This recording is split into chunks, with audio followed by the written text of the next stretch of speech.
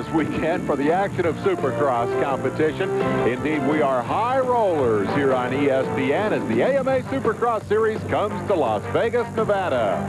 Hello, everyone. Dave Despain with Larry Myers. Welcome to Supercross. The Damon Bradshaw, Jeff Stanton, Jean-Michel Bayle battle for the championship comes to Las Vegas, where everybody talks about Lady Luck. First of all, has Lady Luck had a whole lot to do with this seesaw battle so far? You know, no one mentioned luck until we got to Vegas, and I think that's wishful thinking. They're looking for it on the tables, roulette or crap, however it might be. Lady Luck has not been a factor at all. Damon Bradshaw has simply been awesome. Honda was underprepared at the beginning of the year. They caught up. They actually took the points lead away from Bradshaw, but he got it back. The doubleheader in Pontiac, that comes to mind, where he won 2 races. No luck involved. He's just awesome. Well, he's been up and down, though, of course. The crash in Indianapolis temporarily took Bradshaw out of the lead. The question now, 3 guys virtually dead even, only 4 races left to decide the title. Good luck or bad luck, now is the time when you got to perform, and that's what's on the mind of our field reporter for this evening, the former World Speedway motorcycle racing champion, Bruce Penhall. Thanks, Dave. Now, here's another thought as the 1992 season is growing close to an end. We've got that classic old battle once again. Youth versus experience. Jean-Michel Bayle, Jeff Stanton both have championship wins under their belt. But Damon Bradshaw, on the other hand, does not. He wants this probably more than anything in the world, believe me. So what's going to happen? Stanton and Bayle going to double down on Damon? Or will Bradshaw withstand all that pressure and take home the jackpot? Pressure. It could be a factor right here in Vegas. Back to you, Dave and Larry. All right, thank you very much, Bruce. Larry, the battleground tonight is the Sam Boyd Silver Bowl football field where UNLV plays its home game, but it's a different kind of action here tonight. Let's take a look at the track. Perhaps the shortest layout on the Supercross schedule, confined to just the size of a football field. 3 sets of triples out there and a whoop section that Bruce Penhall says is going to be particularly tough. Dave, a lot of our fans out there watch Supercross on television, and they might think these racetracks look, well, pretty much the same. Doubles, triples, hoops. But believe me, there's not one racetrack in the world that is identical. Here in Las Vegas, the guys are having trouble in the hoop section. They're not spaced very far apart. This racetrack is very tight, and this is where we're going to see a lot of passing as well as some bumps and bruises. I'll tell you what, as difficult it may seem to us, these guys make it look so darn easy. Back to you guys up in the booth. All right, thanks, Bruce. The hotels, the casinos, all virtually empty. Everybody in Las Vegas is out at the stadium for the Supercross. We'll be right back. Welcome back to Las Vegas, the city of lights gleaming in the background, and the bright light of Supercross 1991. Jean-Michel Bayle, the series champion, trying to defend his title, but boy, is he in a dogfight. As Bayle prepares to go to the line for heat race number 1, we're going to show you the highlights of the qualifying event that set this field for the championship finale. The charge into turn 1 and a surprise right off the bat. Chris Young out of Hemet, California, number 85, jumps out front for, well, what, the length of the straightaway before he bobbles just and about surrenders the lead. Then he becomes a Honda sandwich. Unfortunately, he was the filling. They went to either side of him to take over the first and second spot. Jean-Michel Bayle jumping out front and taking Jeff Stanton, his teammate, along for the ride. Bear in mind, they are 2nd and 3rd in the series standings as we come to Vegas, behind Damon Bradshaw. Number 59, Michael Craig, has a good start. He is 4th behind the 30 of Larry Brooks. And remember, the top 4 have direct transfers to the championship finale. Bayle made this one look pretty easy, Larry. You know, that's kind of a rarity, too, when you have Jeff Stanton pushing you from the number 2 position. But Stanton seemed content at the time, you know, to take that 2nd place, Dave, and that kind of surprises me. He likes to run up front and throw dirt in the face of the guy that's leading if he can make the pass. Doug Dubach representing Yamaha's hopes, number 12, moving up and challenging Brooks here. And there was a fair bit of shuffling in the race for 3rd and 4th among Dubach, Brooks, and Craig. And there you see Dubach all the way up, bouncing off the hay bales. Out front, Jean-Michel Bayle on cruise control as he just heads for the checkered flag with no serious attempt from Stanton to get around. Craig moved up to take over the 3rd spot late in the race, and so the king of the Mickey Thompson Ultracross Series will will get a chance to do the Supercross thing here tonight. Bale turning for home, taking the checkered flag, and winning qualifier number 1. And somehow I have the feeling that the rest of the evening will be more exciting than that. Well, I would hope so. We didn't see an awful lot there. Bale, Stanton, Craig, and Brooks. Top 4. Let's go to Jean-Michel Bale with Bruce Penhall. Jean-Michel, good thing you got that first heat over with. Good win? Yeah, I got a very good start. I know I was very fast, but, it's very hard to take a good start right now. And, I got the start, so it was no problem after. Now, how's the racetrack so far? It looks like it's very tight, and that hoop section looks to be difficult. Yeah, it's very slippery. It's very easy to crash, and, I think in the main event, he's going to be the strongest guy, and the guy's going to stay on the bike, going to win. Nice heat win. Bale, the champion. Here is Bradshaw, the man who would like to dethrone him, along with his teammate Jeff Emig, preparing for heat race number 2. So 2 more Yamahas to go up against the Hondas here. And as the gate drops, we'll see what Bradshaw has brought to town. He swapped the last 2 races, a doubleheader in Pontiac, Michigan, and moved back into the championship point lead. The launch and the charge to turn 1. Bradshaw, number 4, is, well, not mid-pack, but not a whole lot better than mid-pack, as out front goes number 9, Jeff Matasevich. The Kawasaki rider coming back from the broken leg has a great start. And there's Mike Kudrowski making a move on number 3 with Bradshaw hot on his heels. This will be interesting because there's bad blood here.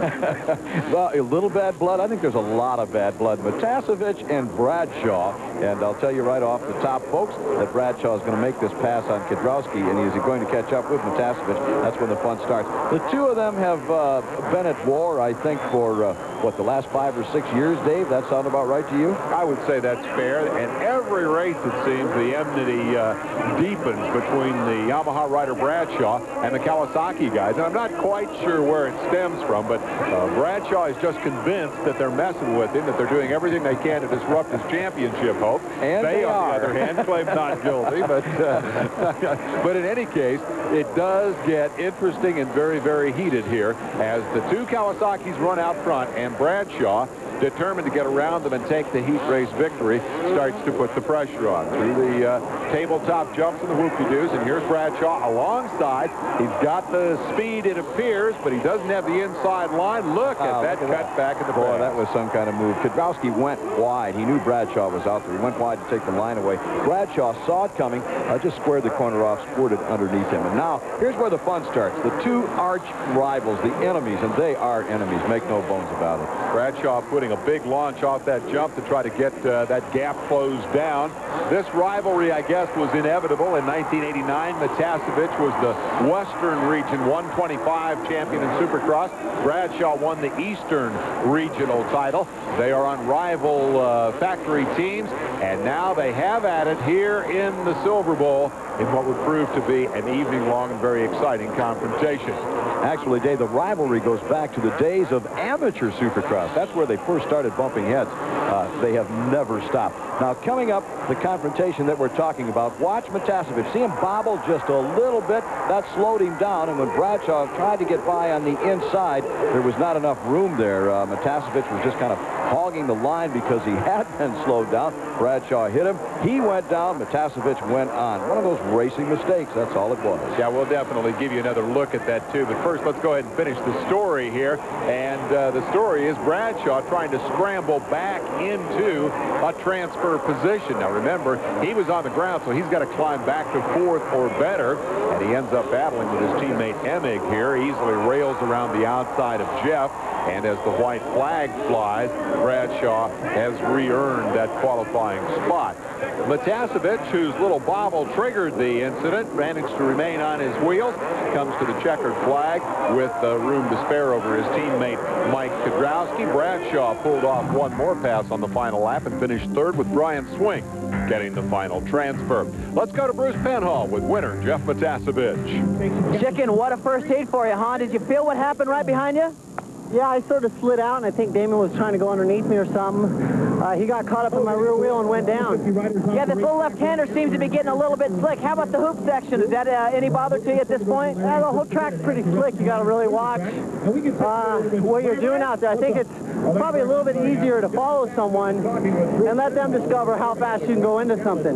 A repeat in 1990, hopefully tonight? I sure hope so, Bruce. Get after it. Thanks. Another look at the incident. See right there, Matasevich gets sideways. Bradshaw's already committed. Can't slow down in time to miss him. Bradshaw is on the ground. Let's go to Bruce Penhall with Damon Bradshaw. Damon, that first heat, you really didn't make a great hole shot, but you had to work hard to get right up there with Chicken. Now, I must have been in the best seat of the house when that accident occurred. It looks like he kind of overslid a little bit, and you were kind of diving underneath him and just caught his rear wheel a little bit. Is that what happened? Yeah, that's what happened. You know, we went in there, and I had the inside, and I was in the position I wanted to be. But, you know, when he broke loose, there was not really anywhere for me to go. I tried to get out of it, but, you know, there was no way. I went down and got back up and, you know, qualified. I tell you what, though, I mean, you had to work hard because once you did crash, you went back to about 8th place, and you did get through to the final. I mean, you're having to work hard. Is the racetrack changing at all? Yeah, I think it's going to be hard for the main event. It's not going to be quite as good as it was in the qualifiers, but, you know, everybody's got to ride the same track, and it's going to be who gets a good start and stays on 2 wheels. The motorcycle's okay, and Damon Bradshaw is okay after that crash? Yep, we're ready to go. We're 100%. Get after it. Thank you. Here is Brian Lunas, Damon's mechanic, getting the motorcycle checked over and ship shape for the main event. Appears to be no major harm after the tangle with Matasevich. We'll be right back with semifinal action.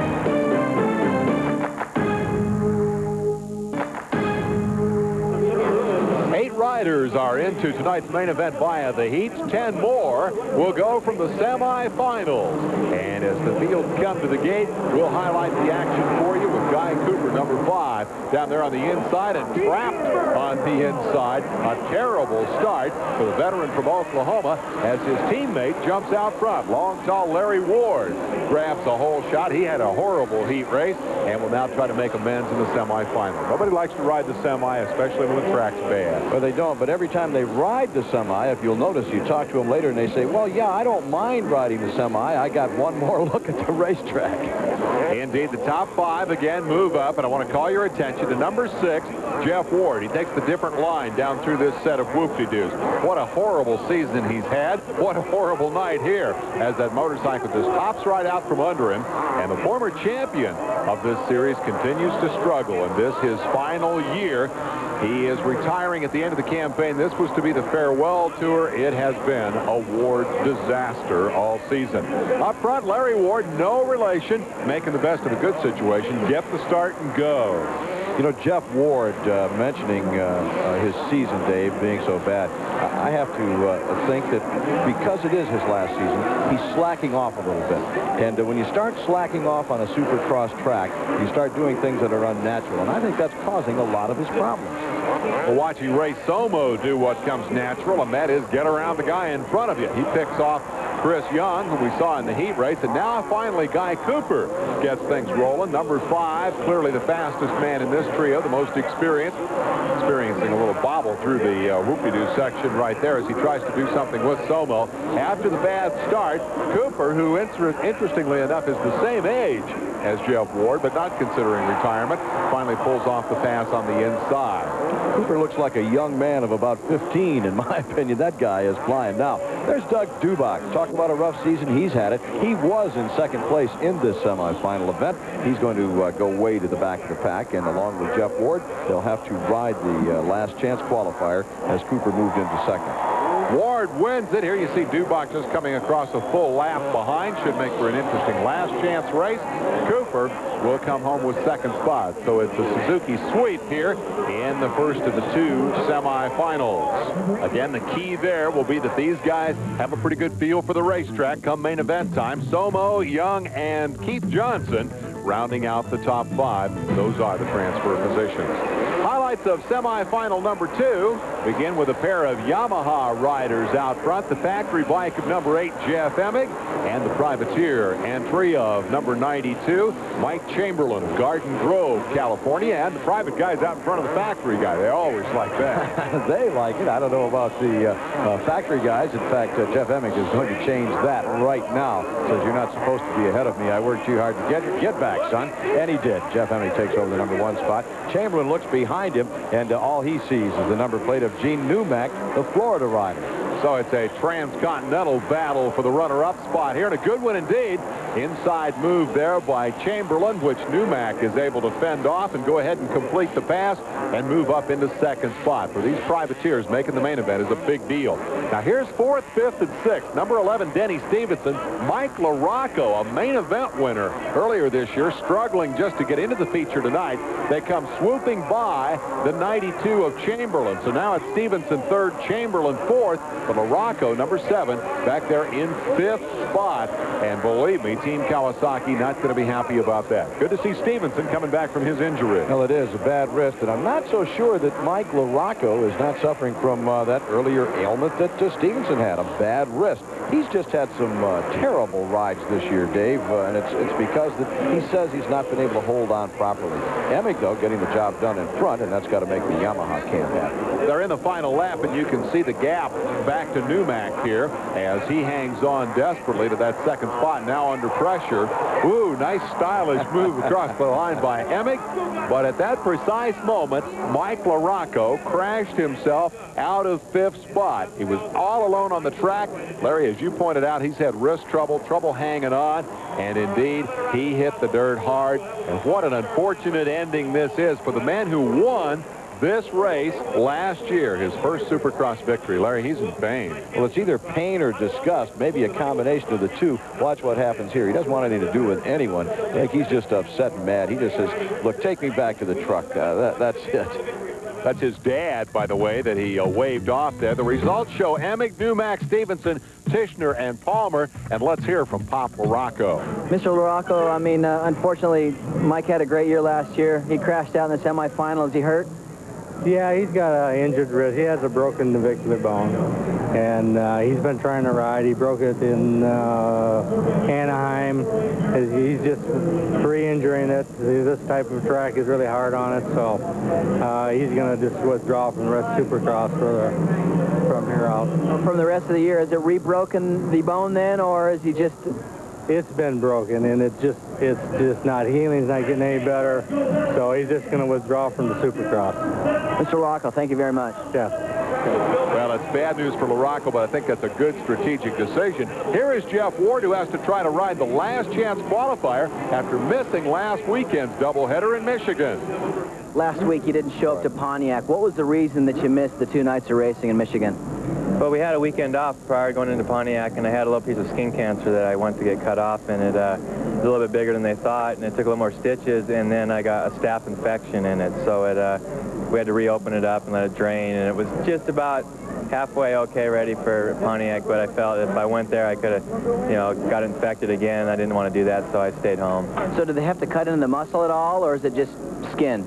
Yeah, there's some like tendons and stuff that go in there, so it's kind of painful for a little bit, but basically the staph infection what caused my whole arm swelled up. I mean, it was like, I got real scared, you know, I thought something was going to be major here, but it just, you know, a couple of days with some heavy penicillin shots and things like that, it went away pretty quick. Well, that problem may be solved, but Jeff has another. In the last chance qualifier, he needs to be 2nd or better, and he is now 3rd in the midst of a great battle between Mike Chamberlain and Doug Dubach. And look at Ward doing everything he can to try to get around these guys. It's got to be a little frustrating to be a former champion and not be able to make the main event. Dave, I go back and I still say Ward knows he's retiring. He's just not riding the way he used to. He's given up for the season. That's my opinion. Jeff Ward has just flat given up. It's not taking a thing away from him. The guy is a 2-time Supercross champ, 7 times won the national title. He can do whatever he wants out there. He's been an asset to the sport, but he's just not riding the motorcycle. Well, he wants to go IndyCar racing and has a deal to drive an Indy Lights machine. He's not done yet with Chamberlain here. Still a shot at that championship main event, but it's very clear that racing cars is now on Ward's mind. Dubach gets the spot. Chamberlain gets the final transfer, and Jeff Ward will not ride the main event this evening. The 250 field is set. We'll have the 125 main event when we come back with Supercross from Vegas.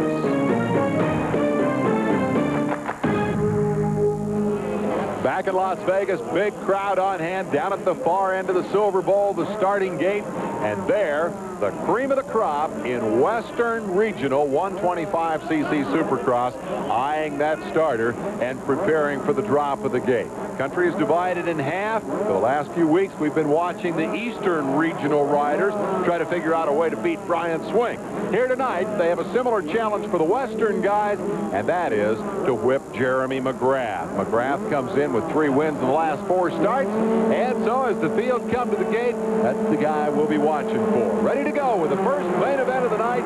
There's the launch down to turn number 1, and boom, right off the bat, Tommy Clowers plows his Kawasaki through the hay bales and picks up a stream of banners for a souvenir, and boom, just as quick, Chris Neal is on the ground. His Suzuki is in trouble, and out front, number 1, Jeremy McGrath. Well, you said it at the outset. They're all chasing and going to be chasing, I think is what you said. Now it's being proven. Jeremy McGrath, winner of 3 of the 4 Western Regional events so far this season, and he has done it with ease. Now, the young man right behind him, number 22, that Pro Circuit Peak Antifreeze Honda, their teammates actually, Buddy Antonez, has shown signs of greatness, shown signs of being able to ride with McGrath, but unfortunately, he's not been able to ride with him the duration of the race day. A whole shot for Jeremy McGrath. Bad news for the rest of these troopers. It's going to be interesting to see a matchup between this man and Brian Swink in the upcoming Dallas race, because Swink has done in the East what he's doing in the West. Here's the race for 3rd and 4th. Local boy, 37, Jimmy Gaddis, from right here in Las Vegas, challenged big time by Ryan Hughes, and it's good to see Ryan back in the hunt. Well, it is. An injury has kept Ryan Hughes on the sidelines, he and his Kawasaki, throughout most of this season, but he certainly is showing no effects of the injury right now as he's challenging Jimmy Gaddis, the local favorite, for position on the racetrack. Inside move by Hughes, and he's got the spot. The Vegas fans don't like that a lot. That will drop Gaddis back to 4th position. This is a swap of 3rd and 4th that you're watching here, and it's about to become a 3rd, 4th, and 5th battle. Number 69, Kyle Lewis, the California Charger, closes up on that battle with a daring double jump there. He just about came up short, and that could have been disaster. Instead, he managed to hang on, and he hopes to mount some sort of a challenge here for Ryan Hughes and Jimmy Gaddis. 3rd, 4th, and 5th, the issue. No battle up front as the Peak Antifreeze teammates start running away. Again, a bobble by Lewis. He's pushing really hard. He definitely is pushing hard. Here comes Gaddis. Notice the 2 different lines. Hughes favors the inside. Gaddis going way to the outside. No particular advantage that I can see, but usually if nothing is happening on the racetrack, if you're not challenging, you'll find the 2 riders would be following each other, because one of those lines should be smoother and better. Let's give factory Phil Lawrence, number 65, a call. He comes up to join the quartet. Here's Gaddis. Whoa, big jump, and he's back in front of Hughes. Nice move by Gaddis. He's back to 3rd, and now here's Kyle Lewis moving around Hughes. Whoa, and here comes Lawrence leaping into the picture, and just as this happens, number 22, Buddy Antonez, has run off the racetrack. He's back in the middle of this pack. Antonez, number 22, was 2nd. He's now 3rd behind Jimmy Gaddis. Here is Antonez. It was a little off-course bobble, no big deal, except it cost him a lot of ground. So now it's a 5-man battle for position. Gaddis, Antonez, Lewis, Lawrence, and Hughes in a 5-way fight for 2nd. Way out in front, he's long gone, Jeremy McGrath, but what a battle for this number 2 position. The crowd is just on their feet, hollering, of course, for this young man, Jimmy Gaddis, holding down that number 2 spot. Antonez had a huge lead. Whoa, and Antonez, wow, what kind of problems he is having. That's the 2nd time tonight he's run off the track. That one is going to be a disaster. He's going to be out of it now. Antonez lost his grip on the left handlebar and just spit himself into the hay bales. He is way back now. Take another look. Now watch this. He comes down to, oh, that's it, just jerked. He hit so hard that front end slammed into the ground, and it jerked the handlebar out of his hand. And, boy, he's lucky he didn't get hurt out of that one. But he's up back on the racetrack, but he certainly is out of contention. That leaves Gaddis and Lewis to race for 2nd and 3rd, while Lawrence and Hughes have batted for 4th and 5th. They were behind Antonez when he crashed, so they lost a couple of bike lengths. And there goes Lewis. Move by Lewis. Kyle Lewis takes over the number 2 position. This is some kind of a scrap. Look at this. All 4 of them are still in contention for that number 2 spot. 4 riders going at it, and look, there goes, oh, Hughes is on the ground. Hughes goes down. Gaddis had made a bobble. Hughes was trying to get by him. Hughes lost the front end. He crashed himself out of the pack. Up front, who cares? Jeremy McGrath says, I don't know any of that's even going on. He's on cruise control. We can maybe excuse Ryan Hughes, first race back, and he's having problems. We'll be back with more from Vegas. It's been a sensational 125 championship main event. You're watching number 69, Kyle Lewis, Southern California Charger, trying to hang on to his advantage over Phil Lawrence, but as we say it, he makes a bobble cased on the top of that jump. I'm beginning to think, Dave, the second place is something that no one wants. We've had riders in it. We've had riders out of it. Riders that were in it hit the ground. Some of them went backwards. No one is going forward. And again, Jeremy McGrath is out front. And like you said, who cares? Not Jeremy McGrath, as he's making a runaway of this one. But the battle behind him is intense. What race action. Well, Factory Phil is right there in position to challenge for that runner-up spot. Whoa! Lewis is the next to crash. Lewis loses it through the whoops. He's on the ground. Factory Phil takes over the runner-up spot. Lewis, with a great recovery here, manages to hang on to 3rd. Gaddis is 4th behind him. And don't count Ryan Hughes out after hitting the ground once. He's still 5th. This is hard to keep track of. It's definitely hard to keep track of. In fact, the corner workers can't keep track. They're waving the blue flag. That's the flag for the lappers. You're supposed to get out of the way. Someone's lapping you, and he doesn't even know what's going on. That's the battle on the racetrack there. No lappers involved. This is a fantastic race. 3rd and 4th place the issue. Whoa, and Lewis takes Gaddis all the way to the top of the racetrack. Another 2 inches, he'd have been out of the Sam Boyd Silver Bowl. Sensational action. That will give Lewis 3rd and drop Gaddis to 4th. Seesaw battle. Remember, Factory Phil Lawrence passed Lewis when Lewis crashed, so he's up there all alone in 2nd. This isn't over yet. They're side by side again, Larry. As wild as Lewis has been riding, if I'm Gaddis, I think I want to make any kind of a ball. And there he goes to the inside, and he takes over the number 3 position, or retakes, I should say. He's been there, what, 3-4 times tonight. This is just unbelievable race action. Pretty good contest to see who's made the most mistakes tonight. Has it been Gaddis or Lewis? And count Hughes in that group, I guess, because he's been on the ground once tonight. 3rd, 4th, and 5th is what you're watching. Hughes had moved from 5th right here in this same corner a few laps back and then crashed himself back into the traffic, but now 68 has come back to contend. It appears Gaddis is getting his rhythm down and opening it up a little bit. I think Gaddis has watched all of the antics of not only himself, but those behind him, and I think he has figured out in his mind that the safest place to be is away from everyone else on the racetrack, and that's exactly what Gaddis is trying to do, put distance between himself and the battle for the number 4 position behind him. Hughes is coming back strong. Outstanding ride for the first ride back for this young Kawasaki ace. Yeah, you would expect him to not be perhaps in the best physical condition after the long layoff, but he's certainly showing good strength here.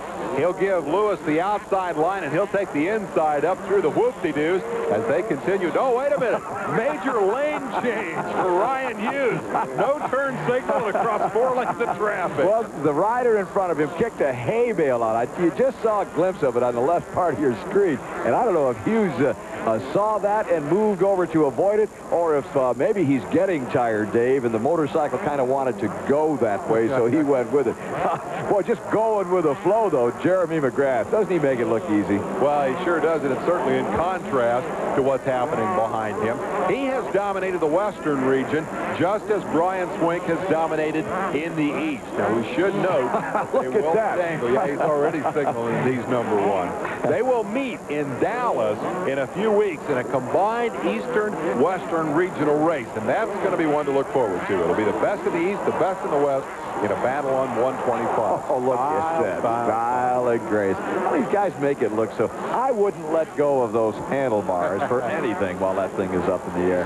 Factory Phil Lawrence, great ride tonight. 2nd in the main event will earn you a factory ride to go with your factory name, and he got it by using his head when all about them were losing there. This is Lawrence's best best ride of the year. Yeah, I got to kind of, I wonder, is it because they gave him that position, or did he out and out earn it? Either way, he's got it. It goes into the record books, and that goes into the record book as a win for Jeremy McGrath. 4th of the season for McGrath, best ride of the year for factory Phil Lawrence, and you can see what an interval winner had here, as McGrath was perhaps 10-15 seconds ahead of Lawrence at the checkered flag.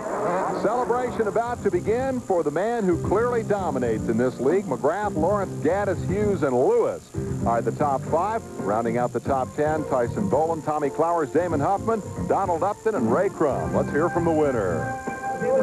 All right, congratulations, Jeremy McGrath. What a great final heat for you, huh? Yeah, I had a really good start, and that's what it takes out here. You know, there's a lot of lappers in the way, and we just had to be smart and ride smooth. The track was really slick, and I'm just glad I got that good start, and that's what helped me win here. We've been talking about you riding the 250s for quite some time, you know, over the last, say, 3 or 4 weeks at least. I mean, has it given you some confidence in this main event tonight? Well, I think it's given me confidence, and also it's given me a little bit of strength. These guys are tough out here, and it's really hot tonight, you know, out here in Vegas, and I couldn't have done it without my mechanics, Chip Norfolk, and this Team Peak Honda Pro Circuit. All right, what about the racetrack now? Did it change much from your last heat to the final? The racetrack's just a little bit more slick. The track's been tough all day, and, you know, it's just a little bit more slick is what I can see. Congratulations, Jeremy. Thanks a lot. It is not a battle for the championship by any stretch of the imagination. McGrath with a huge lead over his teammates. We take a look at the top 5 standings, and Jeremy McGrath continues his march toward a 2nd consecutive championship. Coming up, 250 main event. Damon Bradshaw, Jeff Matasevich rematch. We're back in Vegas, where Damon Bradshaw, the series point leader, makes his parade lap prior to the main event. Earlier today, Bruce Penhall went downtown to check out the odds of a first-time winner here tonight. Dave, here in Las Vegas, the smart money's probably riding on one of the top 3, Bradshaw, Bale, or Stanton. But consider this. The previous 2 events held here in Las Vegas each produced a first-time Supercross champion. Back in 1990, Jeff Matasevich won his very first Supercross ride here in Las Vegas. 1991, Mike LaRocco did exactly the same thing. So what are the odds of another first-time winner here in Las Vegas? And if so, who's it going to be? Let's ask the fans. I don't know. I think Bradshaw's going to win tonight. Mike Kudrowski, Guy Cooper. Not good. So who are you going to take tonight? Just Stanton. I don't know. I don't know. Pretty good. Guy Cooper. Yeah, Guy Cooper, of course. There's 2 factory superstars that have never won a Supercross event before. And believe me, they're long overdue. We had a chance to catch up with Guy Cooper as well as Mike Kudrowski, and we asked them about their chances as well as the odds that they're facing. Well, I'm hoping it's going to be luck for me tonight and get a good start and get that first win here. But there's 19 other riders that are also thinking that they can get their win here at Las Vegas. I think they're pretty good. We had a press day and stuff yesterday, and the track's really good. I'm riding, you know, fairly good. And I think my chances are pretty good here. We had a good race in Pontiac, where I got a 2nd behind Bradshaw and led that one for 16 laps. So I'm riding good, I'm feeling fast, and I'm feeling pretty good today. All right, Dave. The odds say one of the big 3, but tradition says either Kudrowski or Cooper, or even another dark horse. You care to take a bet? Thanks, but no thanks, Bruce. My money's staying in my pocket. I'll stick to trying to describe this action rather Too than betting on it. unpredictable. It's just too unpredictable. It would be great, though, to see Cooper or another a rider that has never won take the checkered flag. More likely, it'll be one of the big 3. Bale, Stanton, and Bradshaw have been the story of the series. Bradshaw won 5 races in a row before crashing himself out of the lead. Now the Honda team have come back, and Las Vegas will be a critical race as we get set to rock and roll for 20 laps of action. The field set, in gear, here we go. Drops, charge to turn 1. Bale up the inside, trying to get to the front. Hole shot belongs to Larry Ward, and right alongside, Jeff Stanton, number 2, making the inside move. Stanton has the lead. Honda versus Suzuki on lap 1. Larry Ward comes right back. Stanton wants the lead early. He's having trouble, though, getting it. Ward just not ready to give it up. Stanton would like to put distance between himself and the rest of the field. He wants to do it early because, well, frankly, he'd like to run away from Bale. He'd like to run away from Bradshaw, and Bradshaw did not get a good start. So Stanton might be able to do that. Here comes Bradshaw. He's back about 5th or 6th place. Had the track all to himself, but he's got some catching up to do. Bale running 3rd, challenging Ward early. Hondas have 2 in the top 3 spots. Good news for them, bad news for Bradshaw, as about a 7th place launch puts the series leader in jeopardy of losing that lead as they work lap 1 here in the Silver Bowl. A thought just occurred to me, Dave. Rider number 9. We caught a glimpse of him, Jeff Matasevich. Oh, and there goes Ward back to the outside of Stanton. Look at this battle. Now, normally Stanton would run away and hide from Ward, but Ward is strong tonight. Stanton reclaims that number 1 spot. I mentioned Matasevich. He's one of the riders Bradshaw is going to have to pass. There he is off to the left. Remember that earlier confrontation. These 2 guys do not like each other. Bradshaw's got his work cut out for him. Matasevich is currently 4th, chasing Bale, and you got to be impressed with Ward. He came through the semifinal, but got a great start for the main event, and he's right there to mix it up with the front runners as Jean-Michel Bale sets his sights on the Suzuki of long, tall Larry Ward up front. Stanton with the good break runs out front, not able to break away. The Hondas suffered early in the season. They simply did not seem to be fully prepared mechanically or in terms of rider motivation, but boy, have they come back strong in the last half dozen races, and they really put the pressure on Bradshaw tonight. Ward trying to salvage something out of what has been a real up and down season. When he's good, he's great. When he's bad, he's terrible. Well, tonight we're seeing the good, and look at there, Damon Bradshaw making a move. He's caught up now to Denny Stevenson. Back to the leader, Jeff Stanton. Ward goes to the, and there comes Bale on the inside. He makes the pass, takes over the number 2 position. Bale, the defending series champ, with a great move on Ward. Always known for the smooth pass. Through the rough stuff, Bale just glides effortlessly and immediately begins to open up the separation on Larry Ward, or perhaps more accurately, to set his sights on Jeff Stanton. Tucked down on the inside. The Ward is not going away. He's still there, plaguing the 2 Honda riders. He's taking the outside lines, the not so good lines, if you will, Dave, and he's staying with them. He's tough tonight. I don't know how long he'll stay there, but right now he's hanging tough.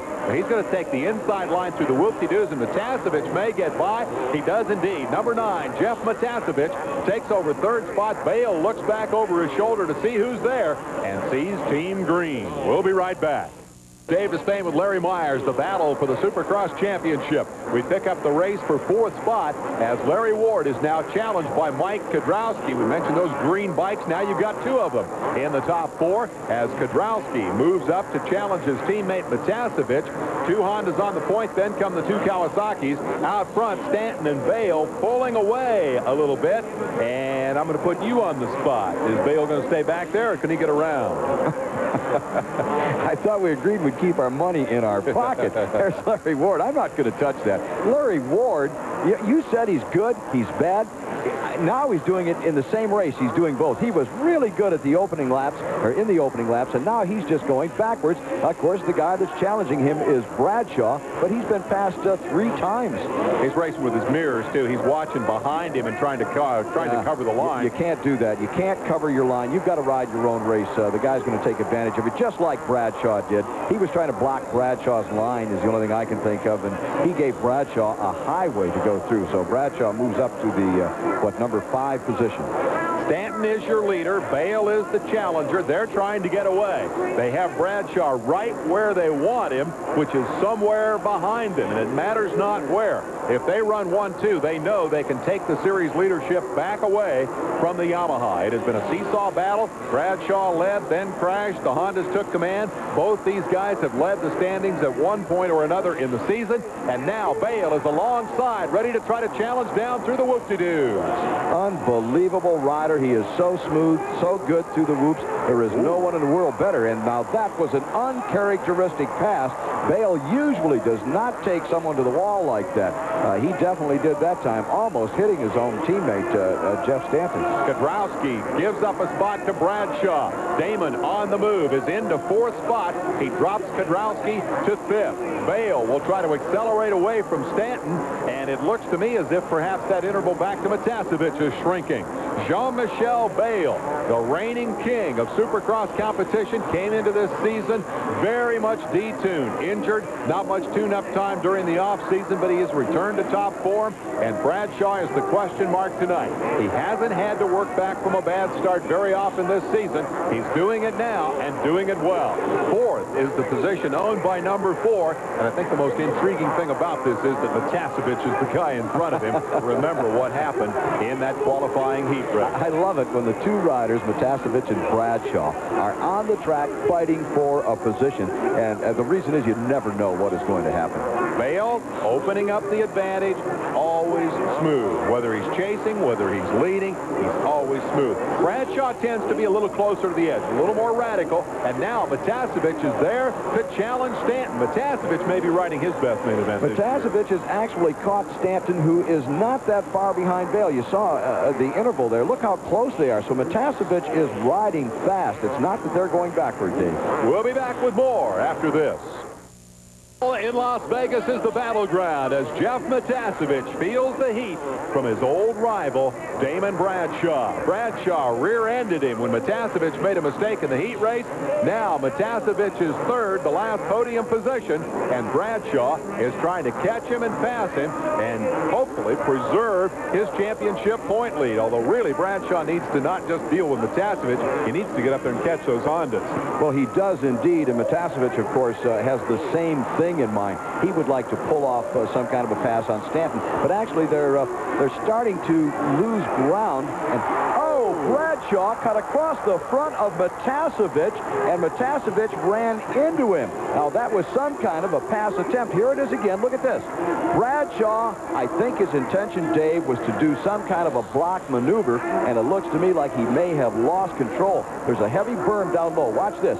Bradshaw goes out of the berm, and he intended to try to turn the motorcycle, but he just went absolutely straight. That was not a takeout move. If it had been, Bradshaw never would have been in that position. He could have had his leg broken. Meanwhile, Cooper is around Ward. This now becomes the race for fourth spot. Kedrowski has inherited third after the collision between Bradshaw and Matasevich. I'll tell you what, Larry, I'll guarantee you Jeff Matasevich is going to claim that that was a takeout move.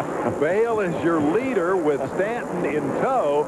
Suddenly, Bradshaw and Matasevich have hit the deck. Now, they're both back up and running again, but well back in the field. Leaders working through lap traffic. Stanton has Bradshaw's teammate Emig to deal with. Where's the third place guy? Here he comes, number 3. Kedrowski is third, and Guy Cooper, potential first-time winner, is up to fourth spot. What a dramatic turn of events. I'll bet back in fact Matasevich has his helmet turned askew as he's looking behind him, wondering if Bradshaw is going to take one more shot before this one is over. Well, it represents another huge turn in the fate of Damon Bradshaw. Remember, he won those 5 races in a row and then crashed to lose the lead. Now he has crashed again and will lose the lead to the Hondas as Kedrowski continues from third, trying to hold off Guy Cooper. The race is for third and fourth, and for these guys, lap traffic is the key issue. Got to pick your spots carefully or you too will end up on the ground. If we go back to 1991, Jean-Michel Bayle set a record 8 wins in a season. That gave him the championship. Bradshaw has already won 7, and he's going to end up, before the night is over, in third place in the standings. So what a turn of events. Cooper stuck behind the lap rider, Race Homo number 21, and Keith Johnson number 29 making way for the freight train here as Kedrowski gets clear, and Cooper seems to have lost the pace, or perhaps Kedrowski has picked up the tempo a little bit. What was a position battle has now become a pretty solid third spot here for Mike Kedrowski, coming off a runner-up finish last week. Consistency is certainly no problem for him. He just needs to win one. Yeah, well, not tonight, though, unless Bayle and Stanton come together and both of them crash. We'll be back to see who's going to hold on for the victory. Jean-Michel Bayle leads Jeff Stanton in Las Vegas. Supercross action winding down. Leaders number 1, Jean-Michel Bayle. Number 2, Jeff Stanton. Headed for the white flag, indicating 1 lap to go. Huge gap back to the third place man, Kedrowski. The only remaining drama Alabama. Can Stanton mount some last-ditch effort and catch Bale? That'd be pretty tough to do. That'd be like drawing an inside straight. Here in Vegas, of course, they'll try anything. I rather think Stanton would not make a pass attempt, Dave, unless it is an awfully good one at this stage of the game. He's going to settle for second-place points. Bale will take first-place points. They will both move ahead of Damon Bradshaw. And look who's right in front of Jean-Michel Bale. It is Damon Bradshaw, by our count, 9th on the racetrack, who would be the next man Bale would challenge. I don't think that he'll get up there and mess with Damon. Bradshaw crashed into Matasevich. They both went down, and so it's symbolic here as Bradshaw struggles and Bale and Stanton come by, taking the checker and taking the championship lead.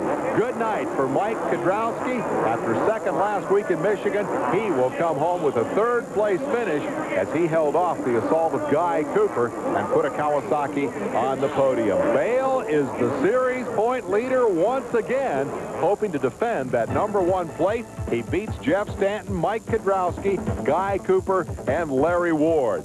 Rounding out the top 10, Craig, Matasevich, Swink, Bradshaw, and Brooks. Bruce Penhall is with the winner.